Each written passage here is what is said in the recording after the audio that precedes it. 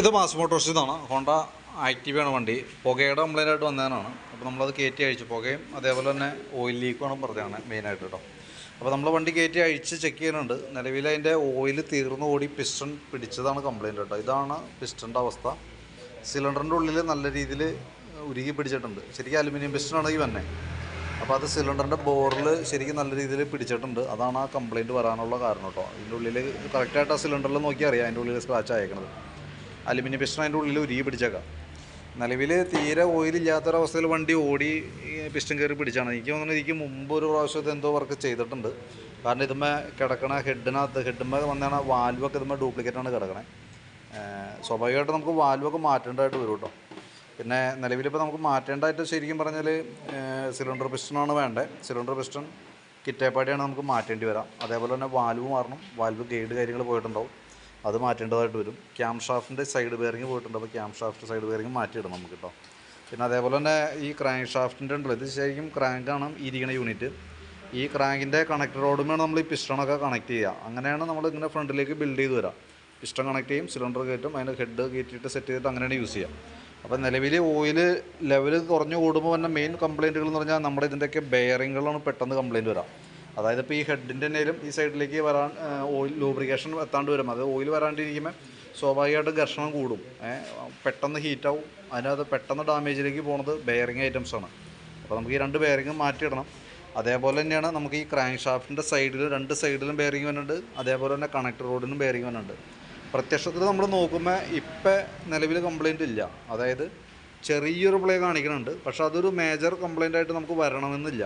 ഒരു 50-50 ചാൻസാണ്. ഒരു പക്ഷേ കംപ്ലയിൻറ്റ്സ് വരാം, ഒരു പക്ഷേ വരാതിരിക്കാം. ആ ഒരു അവസ്ഥയാണ് നമുക്ക് പറയാനായിട്ട് പറ്റുള്ളൂ കേട്ടോ. കാരണം ഇതിൻ്റെ ഉള്ളിൽ ബെയറിംഗ് ഉണ്ട്. കണക്ടർ റോഡിൻ്റെ ഉള്ളിൽ വന്നത് നീഡിൽ ബെയറിംഗ് ആണ്. അതിന് ഇപ്പോഴത്തെ സ്റ്റേജിൽ കംപ്ലയിൻറ്റ് ഇല്ലെങ്കിൽ പോലും ഈ ഓയിൽ കുറഞ്ഞു കൂടിയ സമയത്ത് എപ്പോഴെങ്കിലും സ്ക്രാച്ചസ് അതിൻ്റെ ഉള്ളിൽ വന്നിട്ടുണ്ടെങ്കിൽ ക്രമേണ അത് കൂടുതലാവാനുള്ള സാധ്യത കൂടുതലാണ്. പെട്ടെന്ന് വരണമെന്നല്ല, ചിലപ്പോൾ നമുക്ക് വർഷങ്ങളോളം ഉപയോഗിക്കാൻ കിട്ടും. ഒരു പക്ഷേ കംപ്ലയിൻറ്റ് ഒരു വർഷത്തിനുള്ളിൽ തന്നെ ചിലപ്പോൾ വന്നേക്കാം. ഇപ്പോഴത്തെ സ്റ്റേജിൽ കംപ്ലയിൻ്റ് ഒന്നുമില്ല.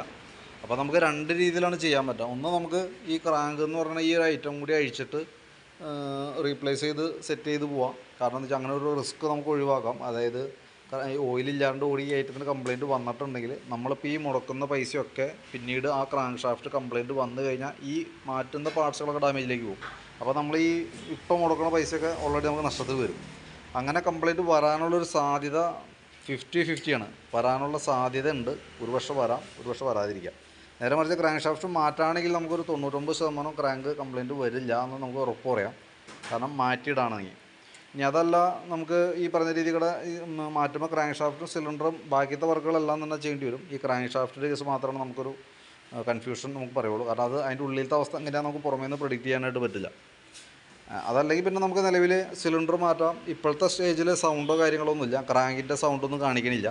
അപ്പോൾ അതുകൊണ്ട് തന്നെ സിലിണ്ടർ സെറ്റ് ചെയ്ത് ബാക്കിയത്തെ നമുക്ക് ഉപയോഗിക്കാം. അങ്ങനെ ഉപയോഗിച്ചാലും നിലവിൽ നമുക്കൊരു 1 ഇയർ വാറണ്ടി ഉണ്ടാവും. നേരെ മറിച്ച് ക്രാങ്ക് ഷാഫ്റ്റ് മാറ്റി സെറ്റ് ചെയ്താലും 1 ഇയർ വാറണ്ടി ഉണ്ടാവും. എന്തായാലും നമ്മൾ വാറണ്ടിയിലാണ് വർക്ക് ചെയ്യണേ. അപ്പോൾ എപ്പോഴും നമുക്ക് നല്ലതെന്ന് പറഞ്ഞാൽ ക്രാങ്ക് ഷാഫ്റ്റ് മാറ്റുന്നതായിരിക്കും കുറച്ചുകൂടി ബെറ്റർ. നമ്മുടെ സജഷൻ പറയണമെന്നുള്ളൂ, നിങ്ങൾ നോക്കിയിട്ട് തീരുമാനിക്കുക. കാരണം എന്താ വെച്ചാൽ സ്വാഭാവികമായിട്ടും ഇങ്ങനെ സിലിണ്ടർ മാറ്റി കയറ്റി ചെയ്ത് എല്ലാ വണ്ടിയും കംപ്ലയിൻറ്റ് വന്നൊന്നുമില്ല. പക്ഷേ ചില കേസുകളിൽ വണ്ടികൾ റിപ്പീറ്റ് കംപ്ലയിൻറ്റ് കാണിച്ചിട്ടുണ്ട്. അപ്പോൾ അങ്ങനെ വന്ന സമയത്ത് നമ്മൾ ഈ ചെയ്യുന്ന വർക്ക് പഴവണിയായിട്ട് പോകും. അപ്പോൾ അതില്ലാതിരിക്കാനായിട്ട് നമ്മൾ അതിൻ്റെ ഡീറ്റെയിൽസ് പറഞ്ഞു എന്ന് മാത്രം കേട്ടോ. അത് നോക്കിയിട്ട് പറയണം, അത് ഏത് രീതിയിലാണ് ചെയ്യേണ്ടതെന്നുള്ളത് കൃത്യമായിട്ട് നമ്മുടെ അടുത്ത് പറയണം. എന്നാലാണ് നമുക്ക് അതനുസരിച്ച് ചെയ്യാനായിട്ട് പറ്റുള്ളൂ. പിന്നെ നമ്മൾ എൻജിൻ ഹെഡിൻ്റെ ഭാഗം അഴിക്കുമ്പോൾ നമുക്ക് ക്ലച്ചിൻ്റെ സൈഡും കൂടി അഴിക്കേണ്ടതായിട്ടുണ്ട്. ക്ലച്ച് സൈഡും കൂടി നമ്മൾ അഴിച്ച് ചെക്ക് ചെയ്ത് വിടും. സ്കൂട്ടർ മോഡൽ വണ്ടിയുടെ എൻജിൻ 3 പാർട്ടായിട്ടാണ് വരിക. ഒന്ന്, നമുക്ക് പവർ ജനറേറ്റ് ചെയ്യുന്ന ഭാഗം, അതായത് സിലിണ്ടർ പിസ്റ്റൺ ഹെഡ് വരുന്നൊരു ഭാഗമാണ് ഈ ഭാഗം. പിന്നെ വന്നത് CVT ക്ലച്ചിൻ്റെ ഭാഗമാണ്. ഇവിടെ ട്രാൻസ്മിഷൻ കാര്യങ്ങൾ നടക്കണ CVT ക്ലച്ച് ഉള്ള ഭാഗമാണ്. ബെൽറ്റ് കാര്യങ്ങളൊക്കെ ഈ ഭാഗത്താണ് വരിക. പിന്നെ ഗിയർ വീലുകളടക്കം ഐറ്റം വരുന്നത് ബാക്കിലത്തെ ഗിയർ ട്രാൻസ്മിഷൻ സെറ്റ് എന്ന് പറഞ്ഞൊരു ബാക്ക് സൈഡ്. അപ്പോൾ നമ്മൾ ഈ ബാക്കിലത്തെ സൈഡിലേക്ക് നോക്കുമ്പോൾ ഇവിടെയും ചെറിയൊരു ഓയിൽ നനവ് കാര്യങ്ങളൊക്കെ കാണുന്നുണ്ട്. അപ്പോൾ ഫുള്ളായിട്ട് ചെയ്ത് പോകണമായിരിക്കും എപ്പോഴും നല്ലത്. കാരണം ബാക്കിയത്തെ വർക്ക് കംപ്ലീറ്റ് ചെയ്യണ കൂട്ടത്തിൽ കൂടെ ഇവിടെ ഒരു ചെറിയ ഓയിൽ ലീക്ക് നനവ് കാര്യങ്ങളൊക്കെ ഉണ്ട്. അതും കൂടി അഴിച്ച് അതിൻ്റെ ബെയറിങ് കംപ്ലയിൻറ്റ് വരാൻ ചെറുതായിട്ടുണ്ടാവും. അതും ഓയിൽ സീൽ കൂടി മാറ്റിയിട്ട് റീസെറ്റ് ചെയ്യുകയാണെങ്കിൽ പിന്നീട് നമ്മൾ എഞ്ചിനും വിട്ട് വേറെ ഒന്നും ചെയ്യാൻ നിൽക്കേണ്ടതായിട്ടില്ല. അപ്പോൾ ഗിയർ ബോക്സിൻ്റെ ചെയ്യുന്നുണ്ടെങ്കിൽ പറയണം. ഏകദേശം നമുക്കൊരു 1000-1100 രൂപ നമുക്ക് ഈ ഗിയർ ബോക്സ് സെറ്റ് മാത്രത്തിന് വരും. അതതിൻ്റെ ബെയറിങ് അതിനകത്ത് ഓയിൽ സീൽ കാര്യങ്ങളെല്ലാം കൂടി വന്നതാണ്. ഏകദേശം ഒരു 1000 രൂപ പ്രതീക്ഷിക്കുക, 1000-1200 രൂപയുടെ ഉള്ളിൽ വരും എന്തെങ്കിലും കേട്ടോ. പിന്നെ ഈ സിലിണ്ടർ ഹെഡിൻ്റെ ഭാഗം, ക്ലച്ചിൻ്റെ ഭാഗം, ക്ലച്ചിനകത്ത് നോക്കുമ്പോൾ ബെൽറ്റൊക്കെ കമ്പനി ബെൽറ്റാണ്, ഹോണ്ടയുടെ ഒറിജിനൽ ബെൽറ്റിനാണ് യൂസ് ചെയ്തതാണ്. പക്ഷേ നമുക്ക് അതിൻ്റെ ഈ ക്ലച്ച് വീലൊക്കെ എവിടെയോ ചെയ്തിട്ടുണ്ട്.